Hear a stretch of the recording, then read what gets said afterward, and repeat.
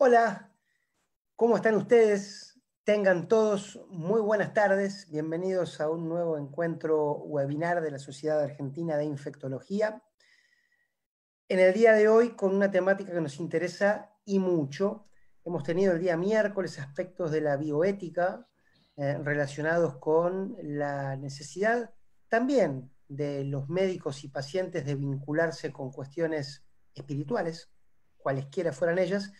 Y hoy vamos a abordar una temática que se me ocurre muy necesaria para todos los profesionales de la salud en general y para los infectólogos en particular. Tiene que ver con este dispositivo de seminarios que congéneros y psicólogos autoconvocados ponen a disposición de la SADI para abordar el bienestar en tiempos de pandemia para el personal de la salud. Vamos a decirle a nuestros espectadores que esta charla va a quedar grabada, que ustedes la pueden compartir, volver a mirar, recomendar y diseminar a todos aquellos que ustedes consideren pertinentes de recibir este mensaje. Y sin más prólogo, le voy a dar la palabra a Luis y a María para que presenten a Fernando. Yo regreso luego en el momento de las preguntas a todos los que se encuentran en esta sala, la más pequeña, no la grande. También a ustedes, muy buenas tardes. Gracias, Diego, mil gracias y gracias a toda la audiencia por estar presentes.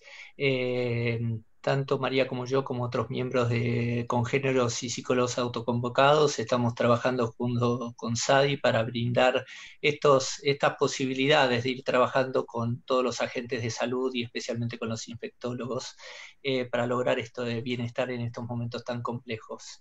Así que estoy muy agradecido por este espacio y le paso la palabra a María para que le dé luego la palabra a Fernando. Gracias Sadi, gracias Fernando. Hoy bueno, tenemos la oportunidad de escuchar tu exposición. La verdad es que para nosotros es un honor que cuentes desde tu lugar y desde la experiencia que vos tenés. Así que bueno, aquí te paso la posta para que vos mismo cuentes un poco desde dónde estás. Bueno, gracias María, gracias Luis. Antes de comenzar, primero les agradezco la invitación. Conozco una estudiante de medicina que estudia en el Muñiz y dice que para ellos la SADI es como para los católicos el Vaticano.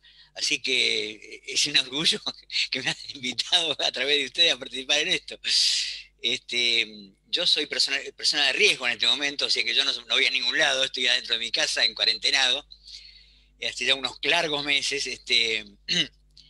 Yo pertenezco a la Fundación AIGLE, soy el coordinador de investigación de la Fundación AIGLE. Trabajo particularmente en el capítulo de trastornos de ansiedad y trastorno obsesivo-compulsivo, y trabajo como docente y director académico de la carrera de especialización que tenemos nosotros en la Fundación hace ya muchos años, que dirige el doctor Fernández Álvarez. Yo no estoy en la trinchera en relación a este tema de la pandemia, ni estoy en los hospitales ni en el campo, eso se los dije cuando me invitaron, a pesar de lo cual insistieron que querían escuchar alguna cosa que yo pudiera tener para decir. Así que bueno, eso es lo que voy a intentar hacer. Voy a dividir mi presentación básicamente en tres aspectos, para ver si la terminamos en una hora justa, más o menos. Yo no sé si habría que dejar algún minuto para preguntas o las preguntas pueden venir después. O terminar antes, entonces, de una hora. No, Fernando, vos hablo acá desde las sombras, espera. Sí. Acá regresé. Sí. No, vos sentite libre y cuando más o menos 50 minutos, 50 y pico, ahí Listo. terminás y hacemos un espacio para preguntas. Perfecto. Bueno, yo en todo caso lo que haría sería compartir la pantalla ahora, ¿no es cierto? En efecto. Y acá tenemos lo que voy a compartir. Se te Le ve decía muy que bien. la presentación se va a dividir en tres partes. Una primera parte general, digamos, con un estado así muy somero y muy sucinto, porque la información que ya hay acumulada en el mundo es abrumadora. Ustedes no se imaginan, porque están en esto, la cantidad de artículos que ya publicó Lancet y de revisiones que publicó sobre artículos vinculados con esto incluso. Después una segunda parte que va a tener que ver con algunas estrategias de intervención concretamente para aumentar el bienestar o disminuir en todo caso el riesgo de daño psicológico. Y un tercer aspecto que va a ser quizá un pequeño aporte mío, humilde aporte, donde voy a intentar vincular algunos hallazgos de la investigación básica, particularmente lo que tiene que ver con la regulación emocional y algunos hallazgos que se podrían traducir en algunas intervenciones o algunos aspectos que habría que considerar. Así que bueno, empezaríamos entonces a partir de esto.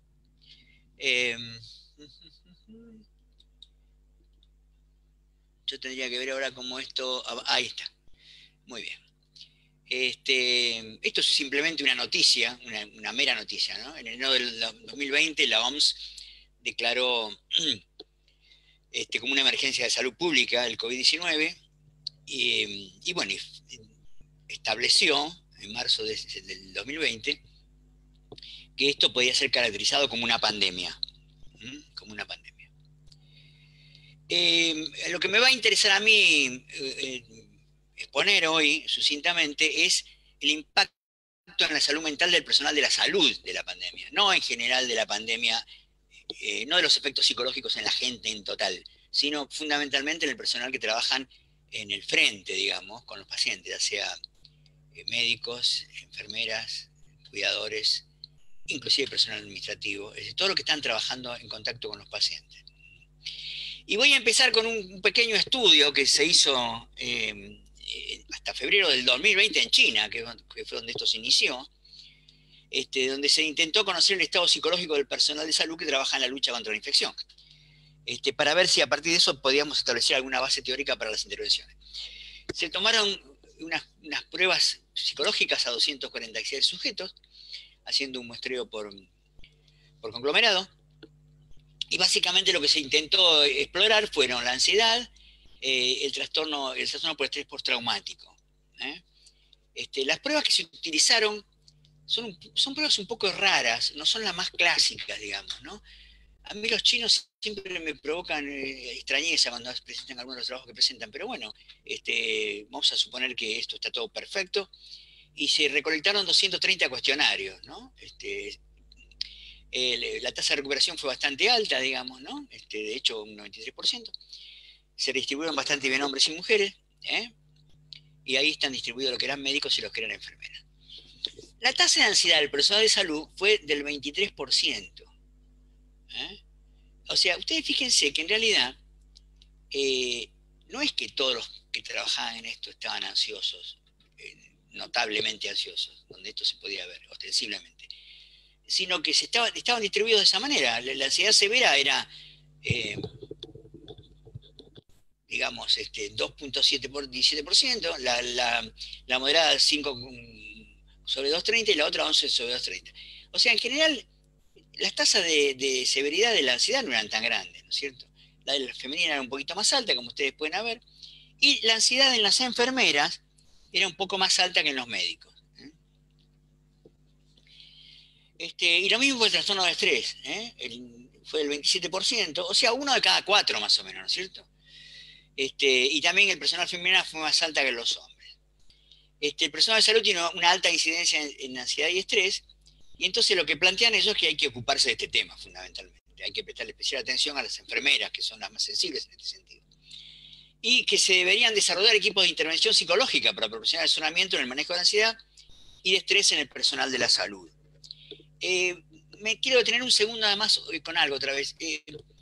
Cuando una situación es símil traumática, podemos pensar en el terremoto que hubo en San Francisco a principios del siglo XX, hay un pequeño porcentaje de personas que desarrollan un trastorno por estrés postraumático. No la mayoría, a pesar que todos están expuestos. Por lo que supone que hay algunas características de esas personas que han favorecido que no les pasó esto. Bueno, eso es lo que vamos a ir desarrollando un poco para ver si podemos sacar algo en limpio. Bien, esto es un artículo que se publicó en una revista en Londres, por ejemplo, donde hay una especie de declaración de principios, ¿no? Respecto a que el equipo de salud se ve expuesto a lo que sería injuria moral, y lo que incluye inclusive los problemas éticos que hace un rato se mencionaron, y que poniendo mucho el acento en que los coordinadores necesitan ser proactivos para proteger el bienestar del equipo.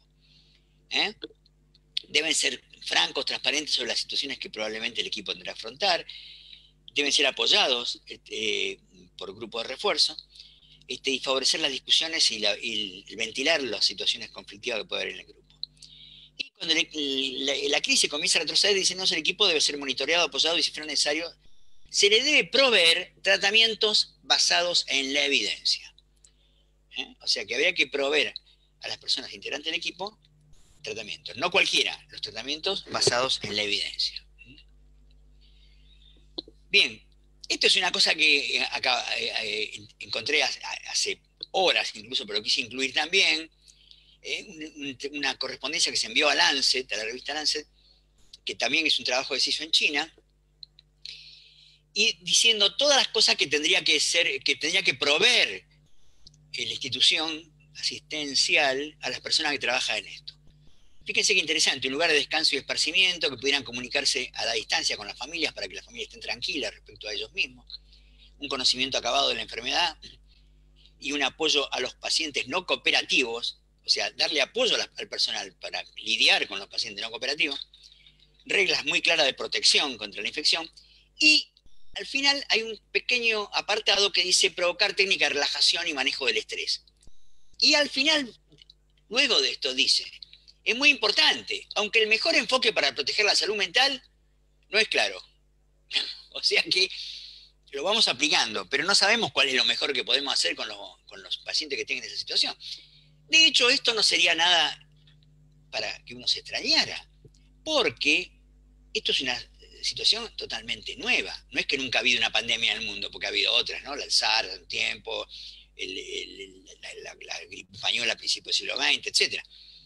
Pero claro, no tenemos, en este caso, tratamientos basados en la evidencia que digan, hay que hacer esto es lo más indicado en este caso. La verdad es que lo hacemos un poco con las herramientas que tenemos de antes para otras cosas.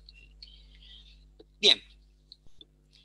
Estas consideraciones que vienen ahora, que por ahí no las vamos a ver totalmente o muy, muy detalladamente, sino que yo voy a ir marcándoles algunas cosas, son consideraciones de la OMS,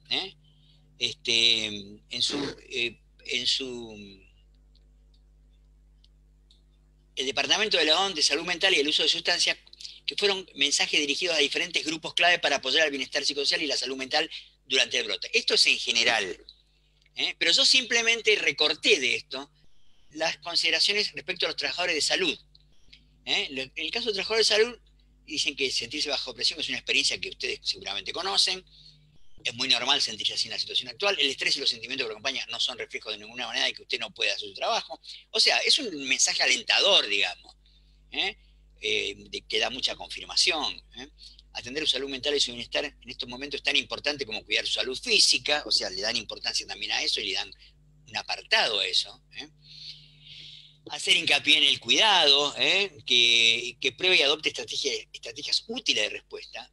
Y ahí dice, como descansar, hacer pausa durante el trabajo o entre turno, alimentarse saludablemente en cantidad suficiente, realizar actividad física, mantenerse en contacto con la familia y los amigos. Fíjense que de todo esto que acabo de decir, lo único interpersonal es mantenerse en contacto con la familia y los amigos. Lo otro es algo de tipo biológico físico.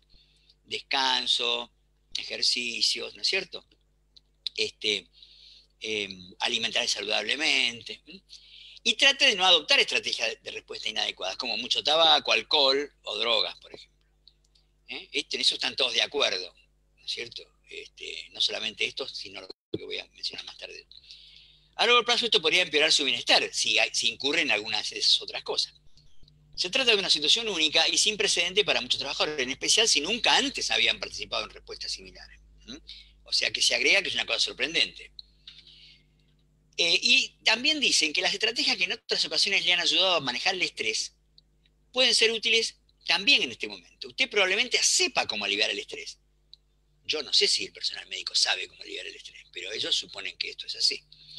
Y no debe dudar en mantenerse psicológicamente bien. Esta no es una carrera de velocidad, es una maratón a largo plazo. Es posible que algunos trabajadores de salud perciban que su familia o su comunidad no quieren tenerlo cerca debido al riesgo, al estigma o al temor. Eso es un ingrediente estresor muy importante también. Esto puede contribuir a que la situación se complique más. Hacen hincapié en mantener la comunicación con los seres queridos. Nuevamente aparece esto siempre. Recuerden, tengan presente esto porque este es un factor protector muy importante. Pueden resultar útiles los medios digitales que ofrecen una buena manera de mantener el contacto. Recurra a colegas, al gerente o al director de su establecimiento u otra persona de confianza para recibir apoyo social, ya que es posible que sus colegas estén viviendo experiencias similares a la suya. Nuevamente el apoyo de personas de confianza. Fíjense que lo dijeron varias veces en el transcurso de estas consideraciones. Utilice maneras adecuadas para intercambiar mensajes con las personas que tienen discapacidades intelectuales, cognitivas o psicosociales. Bueno, esto ya es una indicación respecto a cómo tratar en su trabajo a las personas, ¿no? Si usted es líder de un equipo, gerente de un establecimiento, utilice formas de comunicarse que no dependan exclusivamente de la información escrita, porque la información escrita ustedes saben que es muy sensible a ser mal interpretada. La gente procesa bastante mal la información escrita, entonces hacen hincapié en que esto hay que transmitirlo de una manera más adecuada. Sepa cómo brindar apoyo a las personas que se han visto afectadas y cómo vincularlas con los recursos disponibles. Ya esto no es un comentario respecto a la protección del agente de salud, sino a cómo tendría que interactuar para de alguna manera prevenir efectos psicológicos en los pacientes. Esto es especialmente importante para quienes requieren apoyo psicosocial y de salud mental. Y el estigma asociado con los problemas de salud mental podría causar cierta renuencia a buscar atención tanto por COVID-19 como por los trastornos de salud mental. Así como en este momento, por lo que yo tengo entendido, porque he escuchado varios testimonios, hay mucha gente que ha mermado sus consultas respecto a otros problemas de salud que no son el COVID y que los ha puesto en riesgo. Hay una cosa similar en cuanto a la salud mental, entonces hacen hincapié en eso a favorecer que esto se consolide. Bueno, esto es una guía que está en internet de la OMS, bastante antigua, digamos, ¿no? Pero dicen que uno podría en todo caso buscar información acá. La verdad es que esta guía no es demasiado actualizada en cuanto a cómo podría buscar ayuda específica, pero bueno, está citada ahí, vamos a dejarla ahí. Antes de seguir avanzando ahora, quisiera hacer un comentario sucinto sobre el concepto de estrés, porque vieron que yo aludía al concepto de estrés antes, aunque dije que esa prueba que tomaron los chinos era para evaluar el trastorno por estrés postraumático, que es un diagnóstico clínico, específico, categorial, digamos. Uno tiene trastorno por estrés postraumático o no lo tiene. En tanto que acá, la definición de estrés es una definición conceptual, es una definición genérica, básicamente basada en el modelo cognitivo del estrés, que planteó desde el año 1984 Richard Lazarus, recientemente fallecido. Y entonces lo que se considera estrés, a diferencia del estímulo estresante o la respuesta de estrés, es una relación. Hay una demanda del medio en cuanto a compromiso relevante en lo físico, personal o social. Entiendo que los agentes de salud en este momento están demandados intensamente por el medio y con una necesidad de comprometerse en esto, es muy relevante para ellos. Y los procesos de evaluación de la situación estresante. Hay dos evaluaciones, una primaria y una secundaria. La evaluación primaria es la que hace que nosotros esta demanda del medio la veamos como desafío o como reto o como amenaza. Esto cambia bastante la respuesta que el sujeto va a tener, si la toma como desafío, como algo consentido para superar, para enfrentar o como amenaza. Y después una segunda evaluación que tiene que ver con los recursos de afrontamiento que cada uno tiene. Los recursos de afrontamiento básicamente se dividen en dos grandes tipos de recursos, que son el afrontamiento dirigido al problema, que es el que básicamente cuando una persona está afrontando situaciones estresantes en la vida cotidiana y su trabajo cotidiano recurre permanentemente a esto, o afrontamiento dirigido a la emoción. Nosotros nos vamos a dedicar más que nada a ese aspecto, el afrontamiento dirigido a la emoción, no tanto al problema, porque eso damos por sentado que las personas que están competentemente trabajando en un servicio, por ejemplo, tienen recursos para afrontar lo que tienen por delante en relación al problema. Bien, como se puede deducir, todas las intervenciones a nivel conductual inciden en estos dos procesos. Si yo quiero intervenir para prestar algún tipo de ayuda, algún tipo de alivio, de alguna manera, incido en estos procesos que acabo de mencionar. tienden a modificar la valoración, poco realista, poco ajustada a veces, tanto de la situación como de la valoración que tiene el sujeto de su propio recurso y capacidades. O sea, las intervenciones que nosotros teníamos que hacer, en caso que hiciéramos una intervención de campo o que tuviéramos equipos trabajando en el campo, que yo seguramente creo que debe haber equipos trabajando en el campo, tendrían que apuntar a estos dos aspectos. O las intervenciones que teníamos que hacer al finalizar la pandemia, con el efecto que ha tenido esto. Por ejemplo, en la Segunda Guerra Mundial hay un documental delicioso, muy, muy impresionante, que está en Netflix, sobre directores de cine que trabajaron filmando diferentes aspectos de la Segunda Guerra Mundial. Y hubo uno de los directores, cuyo nombre no me acuerdo ahora, que se dedicó a filmar a los veteranos que volvieron de la guerra, que estaban internados, etc. Bueno, ese corto fue poco menos que censurado, porque estaban muy, muy dañadas las personas. Y había terminado la guerra, ¿entienden lo que le quiero decir? Entonces yo creo que también hay que tener en cuenta esto, como dijimos en la primera transparencia, que tendríamos que disponer algunos recursos, o las personas que participaron en esto deberían demandar algún tipo de ayuda, como dije en una de las transparencias que estaban al principio, cuando terminara esto, porque seguramente van a quedar rasgos, van a quedar algunas heridas, algunas secuelas a esto. Bien, esto yo lo vi en internet y me tomé el atrevimiento de ponérselos acá para que ustedes lo miren, porque es una presentación que hicieron, que está disponible, de la Sociedad Argentina de Cardiología, con una serie de recomendaciones para el equipo de salud. O sea, ya esto serían las intervenciones que teníamos que ir haciendo con el equipo de salud. Fíjense, lo primero que dice: intente mantener lo más cercano posible sus vínculos. No hay que distanciarse. Vuelta otra vez lo que veníamos viendo al principio. Esto es una adaptación de una cosa que va a venir después, que le voy a mostrar también, que es un programa hecho en Estados Unidos y que se lo voy a comentar después.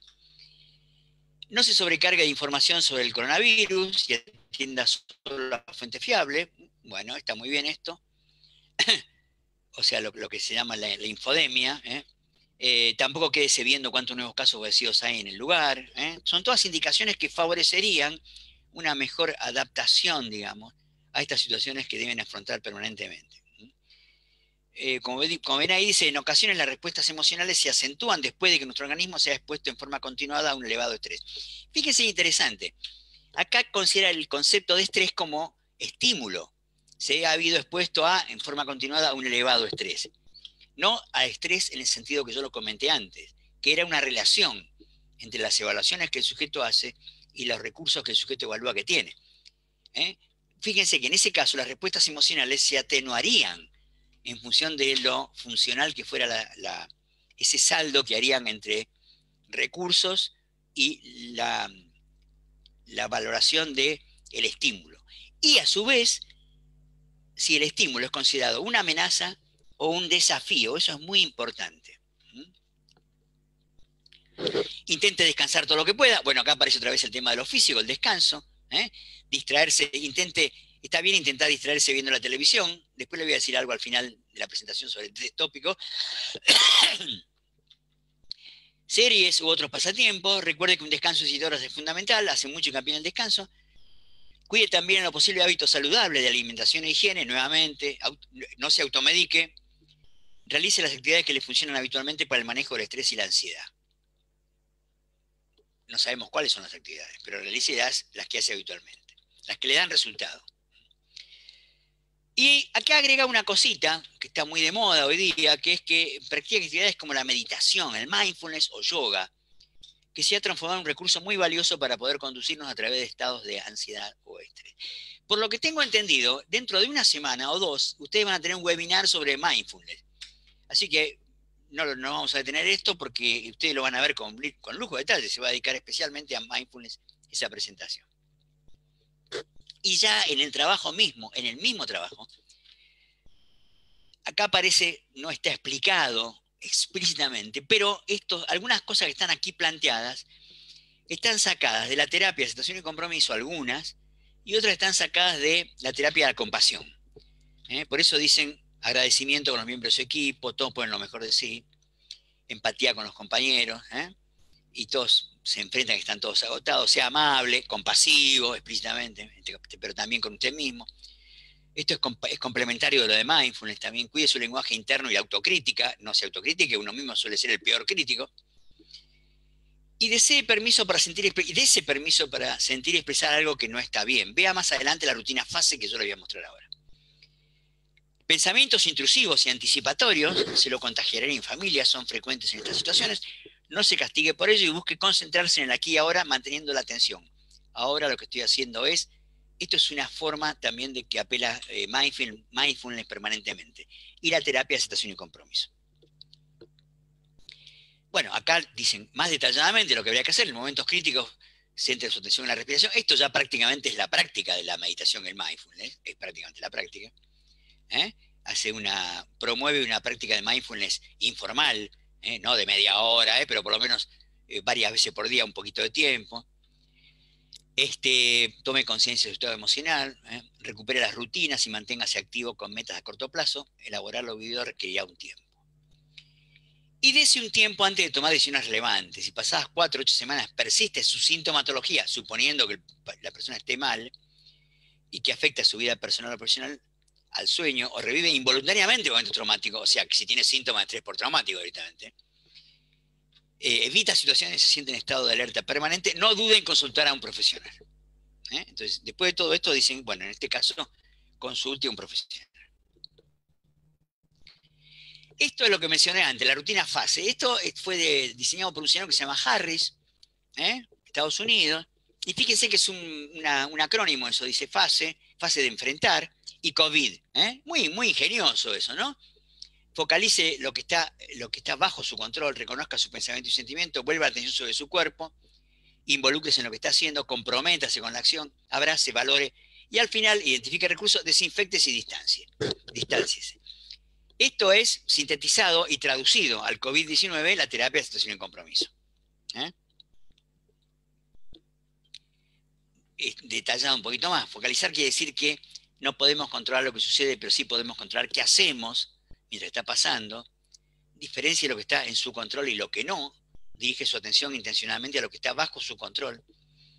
Atienda, reconocer lo que pasa en su mundo interno, con curiosidad y amabilidad. Es útil poner lo que note en palabras y silenciosamente, decírselo. Esto es una especie de mindfulness adaptado, como para que ustedes lo puedan...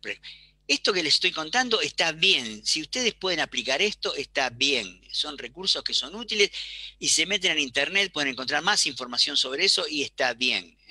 Son recursos que ustedes pueden apelar, todos los que están trabajando en esto, de la manera en que quieran. Lo pueden apelar cuando están en sus casas, lo pueden apelar cuando están trabajando, en diferentes momentos, cuando van de un lugar al otro. Son recursos que se pueden aplicar y que pueden ser útiles. No hay que desdeñar ninguno. No, de todo lo que yo estuve diciendo, no hay nada que uno pueda considerar iatrogénico.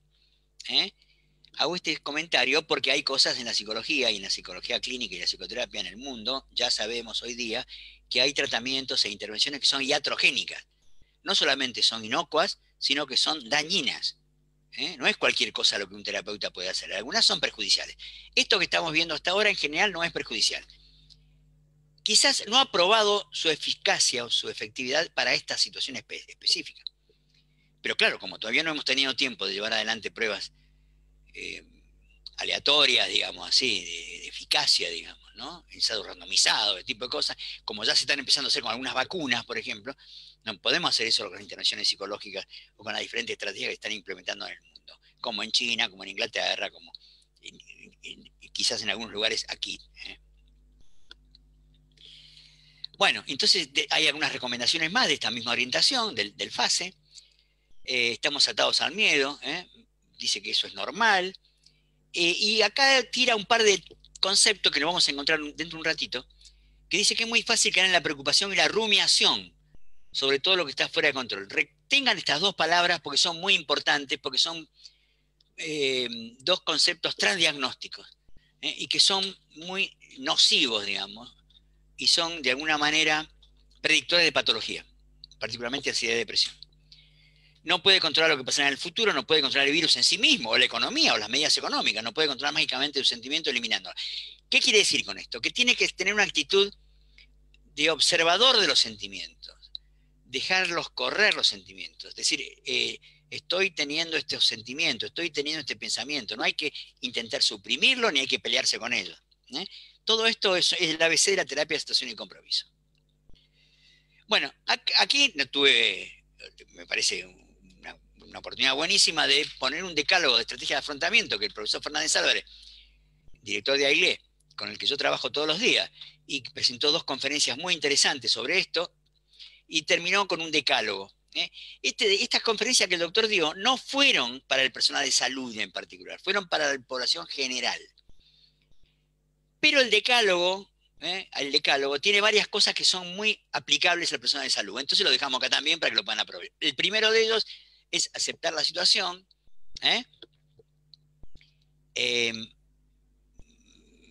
esto de ejercitar capacidades, cultivar la espiritualidad, preservar la rutina. Hay un montón de aspectos que complementarían lo que estuvimos viendo hasta el momento y que le podrían venir muy bien a cualquier persona que trabaja en esto, y les recomiendo que lo tengan en cuenta. Si entran en el Facebook de AIGLE, pueden ver una conferencia entera sobre esto, y entonces eso podría complementar incluso lo que yo estoy diciendo. El que le interesa lo puede hacer. Bien, terminamos con la segunda parte y vamos a entrar en la tercera parte, que es lo que les dije antes. Algunos aportes de la psicología a los procesos básicos. Y esto tiene que ver con un movimiento actual, reciente, de los últimos 2 o 3 años, que se denomina la psicoterapia basada en procesos. La psicoterapia basada en procesos no apunta a intervenir en diagnósticos psicopatológicos categoriales, como sería el caso del trastorno postraumático, el caso de la depresión unipolar, el caso del trastorno de pánico, sino a procesos subyacentes, que son compartidos por muchos de estos trastornos. Serían variables mediadoras, y hay una cantidad de procesos que se han ido identificando, y las intervenciones apuntarían específicamente a esto. Y entonces lo que plantean estos autores, que son Osman y Hayes, del 2018, hace un par de años, esto se ha volcado en un artículo, pero también en un libro grande que se llama Psicoterapia basada en procesos, que todavía no está en español, que la terapia cognitivo-comportamental, de la que yo me siento relativamente cerca, digamos así, relativamente, y ellos también, los autores de esto, en realidad, Osman trabaja en terapia cognitivo-comportamental, fue presidente de la Internacional, y Hayes trabaja con la terapia de aceptación y compromiso, está empezando a desdibujarse. Y básicamente lo que va a concluir en este proceso histórico de la psicoterapia es que todas las grandes escuelas terapéuticas, como son las psicodinámicas, las existenciales, las sistémicas y la terapia cognitivo-comportamental, se integrarían en un solo corpus de conocimiento, que sería algo así como la psicoterapia. Y específicamente la psicoterapia basada en procesos. Esto es lo último que nosotros podemos aplicar, ¿no es cierto? Esto también da lugar a lo que se denominan procesos transdiagnósticos, o sea, dimensiones que atraviesan todas las patologías. Entonces, en este último tramo, yo de todas esas dimensiones y de todos estos aspectos que se consideran en este movimiento de la terapia basada en procesos, me voy a centrar un poquito nada más que en uno de esos capítulos, no es el único, no sé si siquiera es el más importante, pero estudiando para preparar esta conferencia, se me ocurrió centrarme un poco en esto, porque me parecía que era más claramente pertinente quizá que otros aspectos que también son considerados. Y la regulación emocional tiene estrategias. Se define la estrategia de regulación emocional, ahí está la definición, son los que los individuos realizan para influenciar qué emociones se experimentan, así como cuándo y cómo se las expresa. ¿Qué se experimenta y cómo y cuándo se las expresa? En los últimos años se identificó la relación estrecha entre determinados modos de desplegar el proceso regulatorio y diversas entidades psicopatológicas. Es decir, en función de cómo yo experimento ciertas emociones, o cómo las emociones son gestionadas, cómo circulan por mi mente y por mi organismo, y cómo yo las expreso, cómo actúo a partir de esas emociones, me voy a poner en mayor o menor riesgo con ciertas entidades psicopatológicas, básicamente la ansiedad y la depresión, que son los trastornos mentales comunes, digamos, y que son los más frecuentes. Podríamos ampliar a esto como algunos casos de trastorno obsesivo compulsivo, el trastorno por estrés postraumático. En realidad, fíjense que interesante que se los menciono nada más, esta manera de entender este fenómeno, dio lugar hace ya una década a lo que se llamó el protocolo unificado de Barlow, David Barlow, de la Universidad de Boston, donde él lo que hizo es hace un protocolo con una docena de sesiones, donde se hace mucha psicoeducación al principio, y junta a un montón de pacientes muy heterogéneos entre sí, como estos que les acabo de nombrar recién, y llega adelante varias intervenciones de exposición, de reestructuración cognitiva, a todos les hace lo mismo, grupalmente, y todos obtienen una mejoría a partir de lo que tienen en común los pacientes, no lo que tienen de diferente. Bien.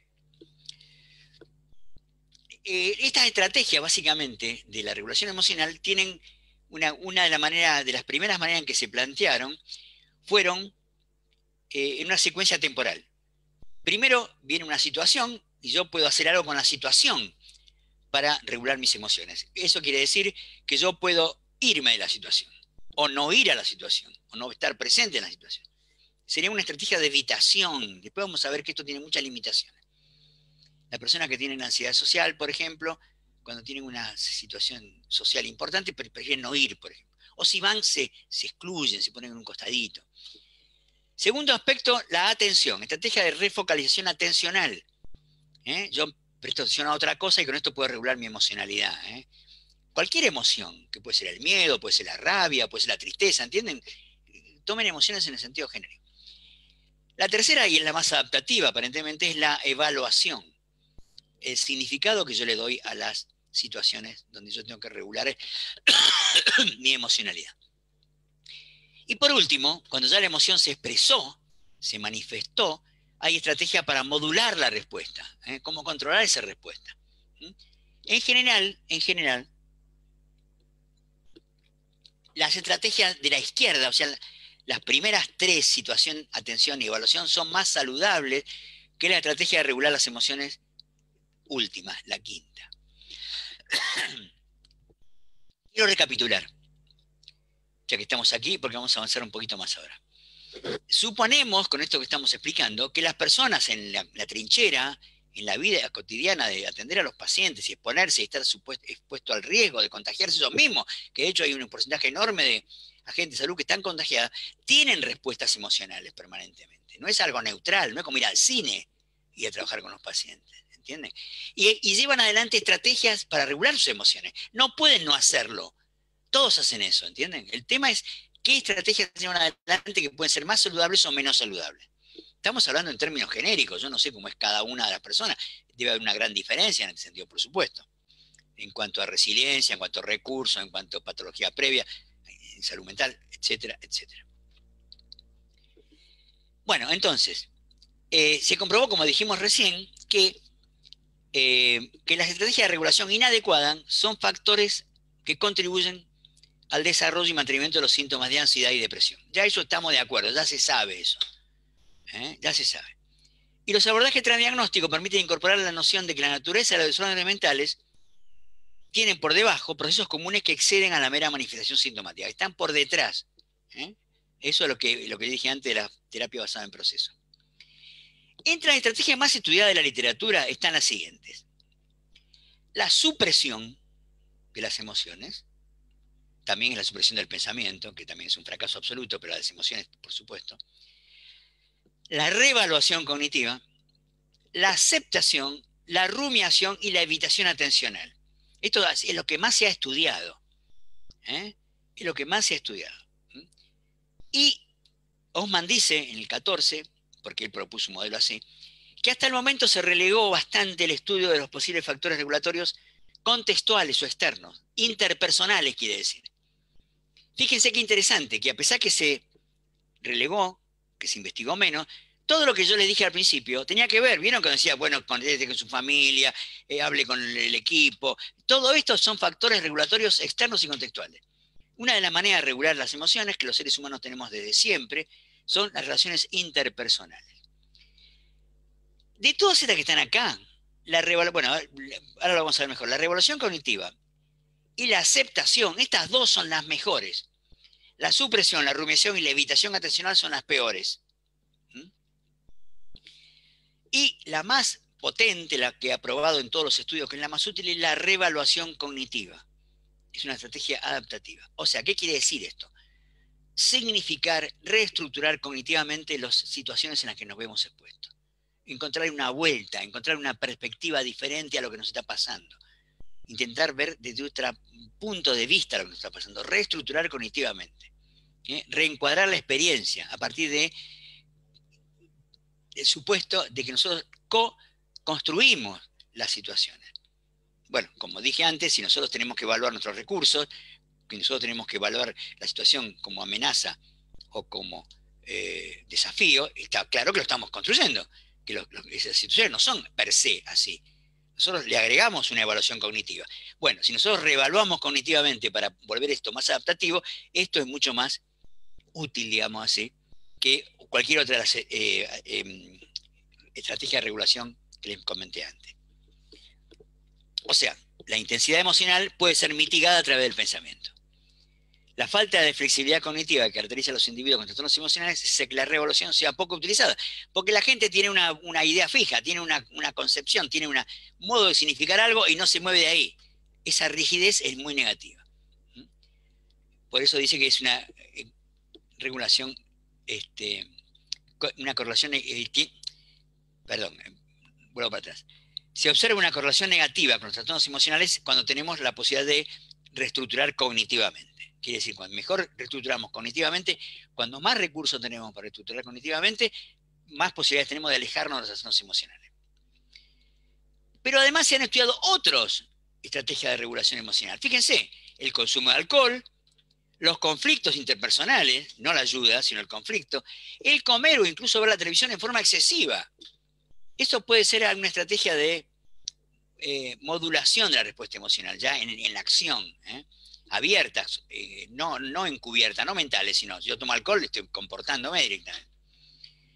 E inclusive ver la televisión excesivamente. Bueno, estos son algunos estudios que se han hecho. Y acá también, pelear con otros, entrar en conflicto, y otra vez el tema de tomar alcohol. Estos son estudios que se han hecho. O sea, en síntesis nuevamente, no tomen alcohol, no se peleen con las demás personas, no coman demasiado, inclusive no vean la tele mucho. Bueno, y fíjense lo que dice ahí, que los que tienen ansiedad y depresión, comparados con los controles, utilizan la supresión expresiva y la rumiación de un modo excesivo y utilizan la reevaluación. No utilizan la reevaluación que les comenté antes, pero sí utilizan suprimir lo expresivo. O sea, tienen algo, están enojados con un colega, no dicen nada, no lo muestran eso. Suprimen la expresión. Y por supuesto también la rumiación, se quedan rumiando y pensando pensamiento repetitivo negativo. Después que un evento sucedió, todo esto es muy negativo.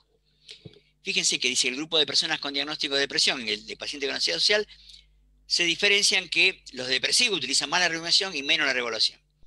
Y el segundo utiliza la supresión expresiva, pero todas son negativas. Bien. Y otra cosa que también es importante, que también es bueno para que lo tengamos presente, que en la depresión se observó que los individuos tienen una notable dificultad para mantener respuestas emocionales positivas. Les cuesta disparar esas respuestas emocionales positivas, de emocionalidad positiva. Esto está muy estudiado, hay muchas pruebas que evalúan la emocionalidad positiva y negativa, etcétera, etcétera. Este aplanamiento de la capacidad de expresión emocional positiva parece un rasgo de muchos pacientes con depresión. Por lo que también es un factor de vulnerabilidad. O sea que las personas que tienen dificultades para prestar la atención y para desplegar emocionalidad positiva están en riesgo también.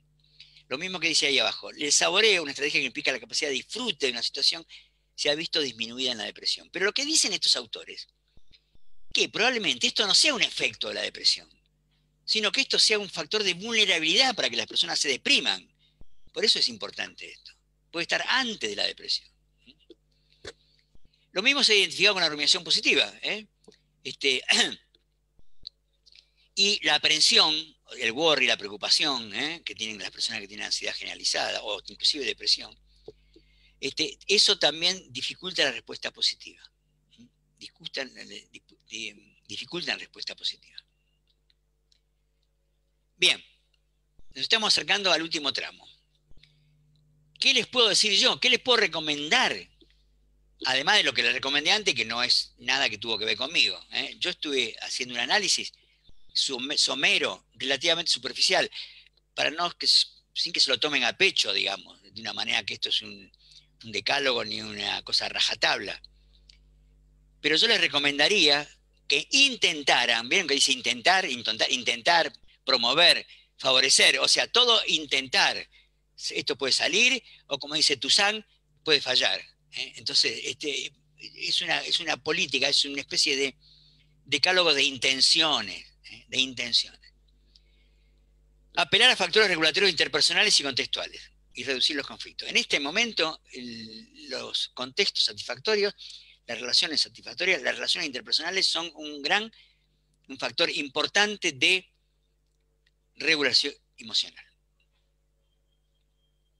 O sea que una de las mejores maneras, más infalibles, diría yo, para la regulación emocional es el contacto con los pares, con los familiares cercanos, con los amigos. Es un factor importante. Y por supuesto tienen que reducir los conflictos, porque si se hace esto para terminar peleándose, no, esto es negativo. Vieron que hace un rato yo dije que era negativo. Favorecer la aceptación. La aceptación está muy vinculada con la terapia de aceptación y compromiso, que vimos antes, vieron en algunas partes hablaba de aceptación. Y es un mecanismo opuesto a la supresión, o sea, a negar todo. ¿Vieron? Como dice el cuento de Fontana Rosa, negar todo. No hay que negar, hay que aceptar, entregarse a la experiencia, aceptar. Como decía al principio, no podemos manejar todo, tenemos que aceptar. Este es muy importante, reevaluar cognitivamente las situaciones, reevaluarlas. ¿Se acuerdan que dijimos que era lo que más resultado daba? Cuando estamos en una situación que nos hace padecer, vemos si la podemos reevaluar, si la podemos resignificar. Intentar reducir el worry y la rumiación, intentar. Fíjense que puse intentar, no digo no. Fuera el worry y la rumiación, porque es un factor tan diagnóstico, pero es complejo. Tiene mucho que ver con el temperamento, ¿no es cierto? Pero bueno, sepan que es una cosa negativa y reduzcanla lo más posible. Intentar disminuir la evitación atencional, o sea, no esquivar situaciones, ¿no? Eliminar los sesgos atencionales de evitación. Y por último, promover respuestas de expresión emocional positiva. Intentar expresar emociones positivas todo lo posible. Para lo cual tienen que agenciarse de experiencia positiva, ¿no es cierto? Ya sea escuchar música, leer un libro grato, cuando no están en el trabajo. Pero aún cuando están en el trabajo, aún cuando están trabajando, expresar un sentimiento positivo hacia un colega, o trabajar cooperativamente para hacer en equipo las cosas, todo eso es una forma de expresar emocionalmente cosas que pueden ser muy beneficiosas. Esto no tiene ningún límite, la mente humana provoca significados todo el tiempo y el único límite es la creatividad de cada uno de ustedes. No quiero terminar sin... Debía haber hecho eso, pero no lo hice, bueno, se me pasó. Agradecer al personal de salud que está trabajando de un modo tan arduo en todo esto. Y favoreciendo que tanta gente pueda ser beneficiada. En unas fotos que vi en Inglaterra estaba lleno de carteles en las calles agradeciendo. Y acá también hubo un tiempo en que la gente aplaudía mucho y todo. Pero los argentinos somos muy ingratos rápidamente. Entonces yo creo que ya no aplauden tanto. Pero sería bueno tener presente esto porque creo que es muy encomiable. Y yo tengo una actitud de cuidado hacia mí mismo porque hay otros que están haciendo lo que están haciendo. Y no quiero inclusive olvidarme no solamente del personal de salud, sino de otras personas que están trabajando y que están en riesgo, como los conductores de vehículos, los que trabajan en los supermercados y tienen que atender a la gente, los que trabajan en la recolección de basura, mucha gente que se está jugando la salud para que otras estemos protegidos. Bueno, creo que esto es lo último y quedaríamos unos minutitos para responder preguntas. Bueno, Fernando, muchas gracias. Gracias a ustedes. Muy útil. Esa creo que es la palabra que nos puede definir mejor este encuentro. Ahí está María también y esperamos a Luis para que se sume. Han sido casi 300 las personas que a lo largo de esta hora... Uy. Son muchos. Y miren, no les apostaría un asado o algo que pudiéramos compartir cuando nos veamos. Sí. No podemos. Pero se los gano igual, porque yo estoy expuesto a que hoy somos viernes, como diría mi abuela, Sí, pero sí. así decía, ¿no, Fernando? Sí, claro. Decían nuestros mayores. Yo calculo que para miércoles o viernes de la semana que viene la cantidad de reproducciones de esta charla se va a multiplicar esos 300 por 100 o por 300, 400. Háganme caso. Dicho esto, y para no seguir prometiendo cosas de sustento científico, al cabo somos la Sociedad Argentina de Infectología. Fernando, te transmito algunas preguntas que hemos recibido. Hay casi más de 50 comentarios vía Facebook. Sí. El primero tiene que ver, incorporamos también a María y a Luis, en la propia esencia del personal de salud y en Sí. esto que algunos llaman, voy a ser sintético para que no demora mucho tiempo, esta autosuficiencia, decir, bueno, yo no me voy a contagiar, yo voy a poder, a mí no me duele, a mí no me lastima, o si me lastima y me duele, yo salgo adelante. Si esa condición, creo yo, necesaria para la actividad de poner el pecho al sufrimiento humano, de hecho es con lo que trabajan nuestros queridos infectólogos, a veces no corre el riesgo de no pedir ayuda, de no pedir una mano, de no acceder, por ejemplo, a estos espacios. ¿Puedo contestar algo a eso? Sí, claro. Yo no quiero pontificar, ni me siento en condiciones de aconsejar a nadie, porque los que están haciendo esto son ellos. Pero yo les diría que, volviendo a la lámina en que yo hablé del afrontamiento y el estrés, reevalúen cuidadosamente las situaciones a las que se enfrentan y los recursos de los que disponen. Reevalúen cuidadosamente de eso. Eso no quiere decir que no tengan que tomar riesgos, porque todos tomamos riesgos en la vida. Las grandes empresas son de los valientes. O sea que eso no es que yo les promueva la cobardía, pero simplemente para protegerse, que hagan balance lo más ajustados posibles entre los recursos y los riesgos. Y que no apliquen nunca nada que tenga que ver con la evitación experiencial ni recursos atencionales negativos, en el sentido de evitar ver los aspectos negativos, que intenten aceptar la situación lo más ajustadamente posible, para que eso pueda protegerlos y podamos contar con ellos, aparte, por favor, que no se enfermen. Fernando, primero te vamos a pedir que dejes de compartir la pantalla, así te vemos también. Bueno, listo. Dejo. Ahí Y está. te escuchaba hablar de recursos, de cuidar y de administrar los recursos, y entiendo que también estás hablando de los recursos humanos, ¿no? De las capacidades propias del ser humano frente al dolor. De eso Claro. también se tienen que cuidar nuestros profesionales. Claro, totalmente. Porque aparte, justamente lo que yo promuevo no es el distanciamiento, pero tampoco promuevo el riesgo inútil, Es una línea equilibrada en el medio. Yo creo que no hay que tomar riesgos inútiles, eso es lo que quiero hacer. Hay que cuidarse en cuanto a la toma de riesgo. Por eso lo decía lo de la evaluación ajustada. Y cada uno creo que tiene que hacer un autoexamen, porque esto es variable de persona a persona. No hay una receta general. Esto es idiosincrásico de cada uno. Entonces cada uno sabe dónde le aprieta el zapato, dónde tiene más posibilidad de tomar riesgos inútiles o de tomarlos de menos. ¿Entienden lo que quiero decir? O sea, hay un equilibrio que cada uno debe alcanzar.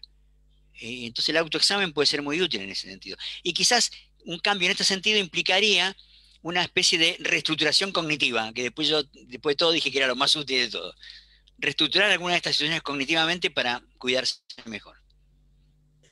Luis, María, y pensando en los profesionales que nos están mirando o que van a ver la charla más adelante, dirán, bueno, ¿y esto cómo hago? Yo no tengo tiempo, y un dato no menor, y más hablando del personal de la salud, yo no tengo dinero para hacerlo, esto sale caro, bueno, ¿cómo entran ustedes aquí a actuar? A ver, muchas de las cosas que yo dije no requieren ningún tipo de asistencia, se pueden hacer solas. No solamente se pueden hacer solos, sino se pueden buscar ayuda por internet y cosas por el estilo. O sea, en principio, la primera situación es esa. En segundo término, por decir algo concreto, la Fundación Aguilé tiene una entrada de asistencia gratuita en este momento que puede asesorar a algunas personas, y ustedes creo que también están haciendo cosas parecidas. O sea, hay un montón de lugares que están en este momento asistiendo y que favorecerían recibir asistencia, ahora en la urgencia. Cuando termine toda esta historia veremos después qué es lo que queda. ¿Qué es lo que queda? Cuando se vayan los tanques, vamos a ver lo que va a quedar después. Esto como en la guerra.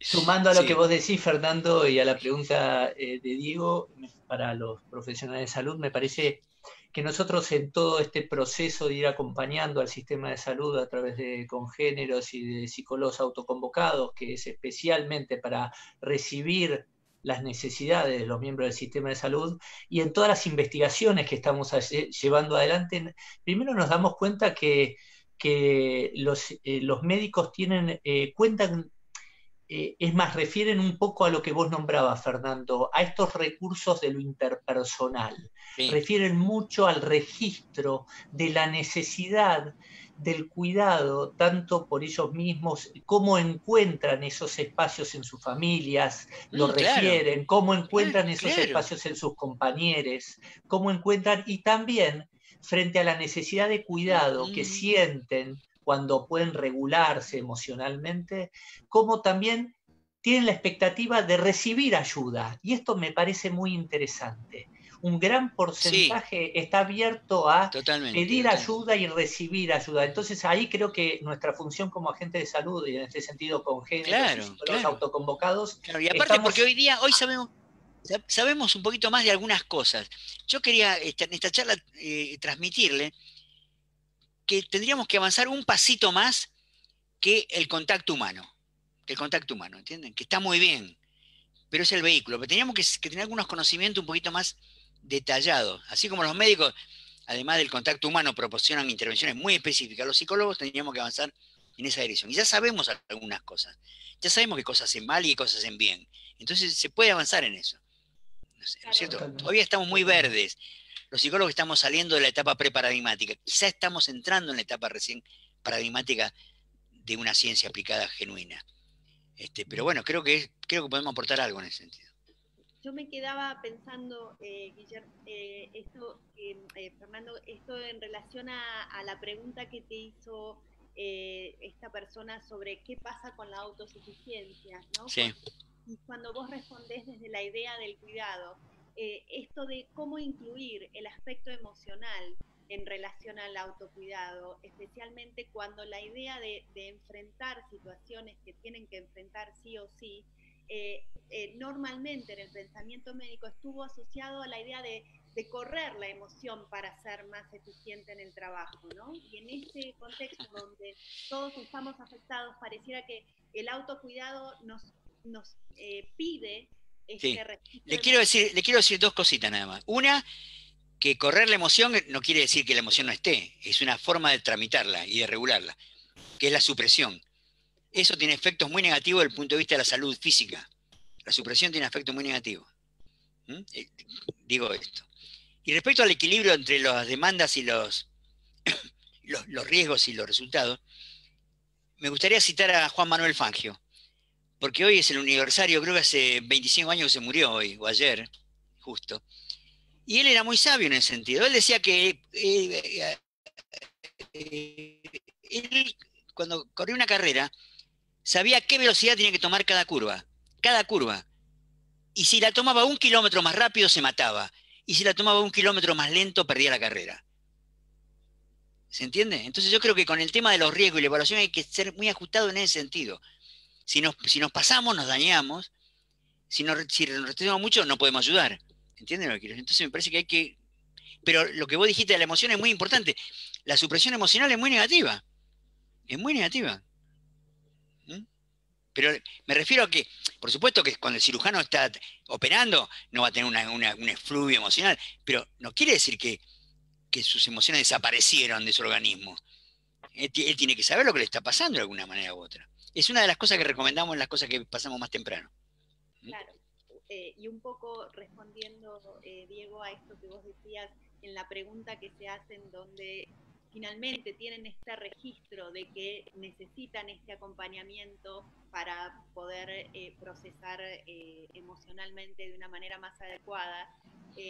Esto es un poco así como AIGLE y en conjunto con géneros, con psicólogos autoconvocados, nos estamos proponiendo dar apoyo justamente porque consideramos la importancia de este acompañamiento. Totalmente.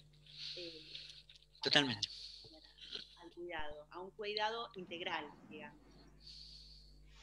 Bueno, hasta ¿Listo? aquí hemos llegado como me gusta a mí cerrar cada encuentro sabiendo que lo mejor todavía está por venir, así que estos espacios de la Sociedad Argentina de Infectología están abiertos al público también, para nuestros socios, en una actividad que ya realiza Luis y María y su equipo también de manera más cerrada. Y como nos gusta decir en la SADI, a propósito de lo que ha sido el desarrollo de esta pandemia, así como nadie se salva solo, nadie se cuida solo tampoco. Y esto tiene que ver, entre otras cosas, con el sentido de esta charla. Así que, Fernando, María y Luis, muchas gracias. Decirles a los que están allí preguntando, que se han sumado sobre el final, que lo que les dijimos al principio, esta charla es para ustedes y por eso queda a libre disposición en nuestra página web y en nuestra red social para que ustedes hagan con ella lo que mejor les plazca y les fortalezca. De vuelta, gracias por estar de ese lado, los espectadores, gracias a ustedes por su tiempo, que ha sido muy valioso y lo consideramos como tal. Fernando, María, Luis, será hasta la próxima. Gracias por estar aquí. Quiero dedicar una sola frase. Espero que a un estudiante de medicina que conozco le resulte de provecho esta charla. Nada más. Ojalá. A nosotros sí. Muchísimas gracias, Gracias. Muchas gracias. Chao, Diego, Dieguito. hasta luego, gracias. Hasta luego. Chao, hasta luego. Hasta luego. Nos vamos.